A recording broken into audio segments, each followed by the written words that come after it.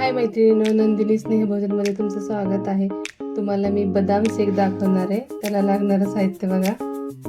हे बघा, मी 1 लिटर दूध घेतले, फुल क्रीमवाले. तरी मी मलाई काढली 1 वेळा, तरी अजून आली ती पण काढू. त्यातलं 1 वाटी दूध मी बाहेर काढून ठेवलेलं आहे. आता ह्याला छान अशी उकळी येऊ देऊया. दूध उकळेपर्यंत बघा, हे 2 मोठे चमचे मी कस्टर्ड पावडर घेतली आहे. 10-15 बदाम घेतलेत, ते साल काढून भिजवून घेतलेत.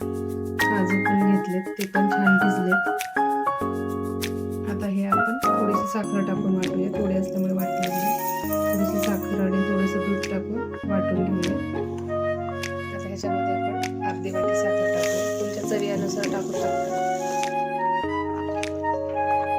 कस्टर्ड पावडरमध्ये थोडंसं दूध टाकून आपण मिक्स करून घेऊया. म्हणजे गोळ्या होणार नाही, त्याच्या गुठळ्या होणार नाही.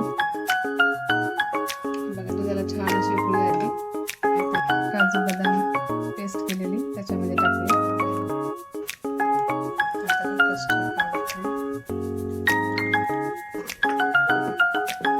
आता ह्याला 2 उकळ्या काढून घ्यायच्या. 1 लिटरसाठी बरोबर 2 चमचे मोठं कस्टर्ड पावडर घ्यायची. जास्त घेतलं तर ते घट्ट होतं. आता हे आपण उकळून ह्याला एकदम गार